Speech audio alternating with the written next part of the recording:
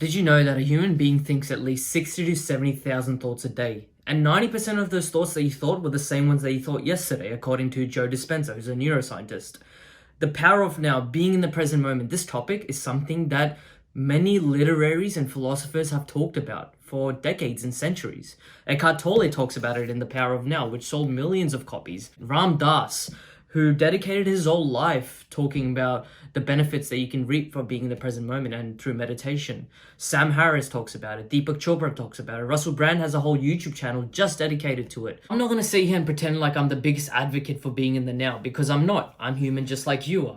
But I also get worried about my future scenarios, about my past, about my present. Seneca talks about this also. We suffer more in our imagination than in reality. And I find that to be so true, because there are so many things that I'm always thinking about, and worries and problems and emotions that I'm always thinking that don't even end up happening. And in this process, I lose so much of the energy of being in that present moment, enjoying that beautiful day, enjoying the sun, enjoying the food, enjoying the shower, enjoying driving my car, going to work, meeting people.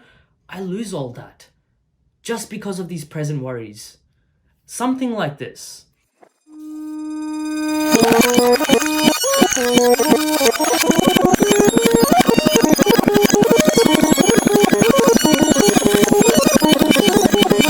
I hope I did well on that assignment last night. I wonder if I passed. What if I didn't? I should have answered that question differently. I haven't worked out properly for the past few weeks also. I feel like I need to start putting some more money aside. I need to get my car serviced. Should I have said that to him instead of this? What am I gonna wear? What am I going to wear? Yep. I need to start studying for exams soon. Man, I'm so stressed. But it's such a beautiful day. Maybe I'll just start tomorrow. Maybe I'll just watch some TV. What's on? Nope. Felt a bit anxious last night. Why? It was so weird. Just happened randomly. I need to go get groceries today. I promised Mum I would, and I forgot. Now I feel bad. Maybe I'll just watch some Netflix first. So bad. I have no motivation to go right now anyway. I feel like I've been procrastinating. Why didn't my video get that better at it? I've worked so hard for it. Oh, need that. Yep. And I'll get one more. Will I ever get rid of this fear?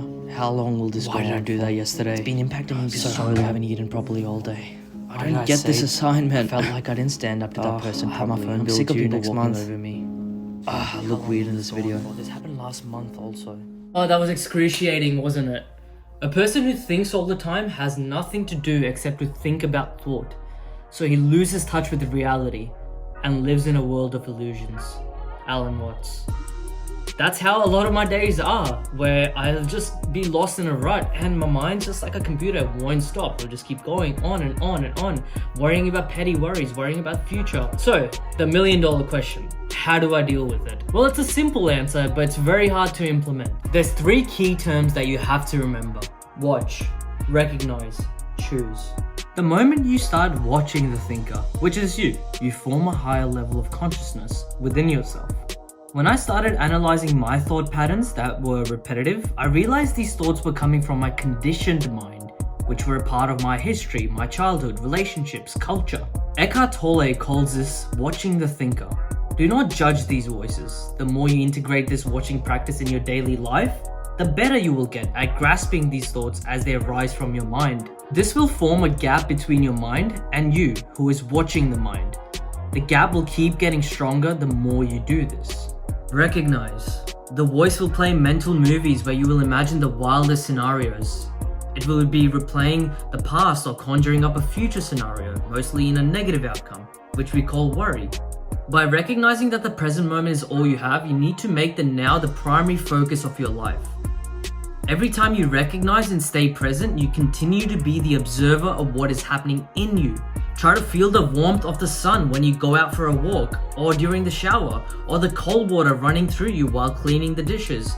Choose. If you had to choose between suffering and joy, what would you choose?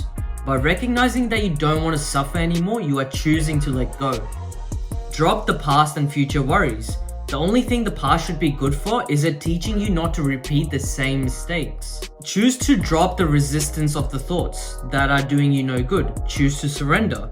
Choose to do things you can control and things you cannot. For example, what people think or say about you. By watching my thoughts, I've realized my thought patterns. By recognizing that all I have is the present moment, that idea itself brings me back to the present.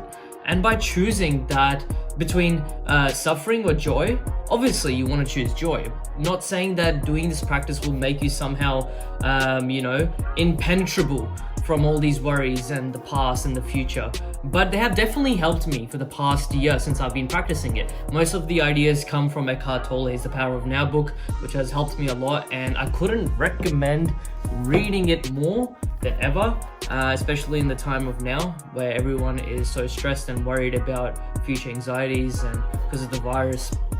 Also, I want to finish off this video by quoting Marcus Aurelius, who was a Roman emperor. I actually have a coin that has a writing written on it by one of his famous quotes.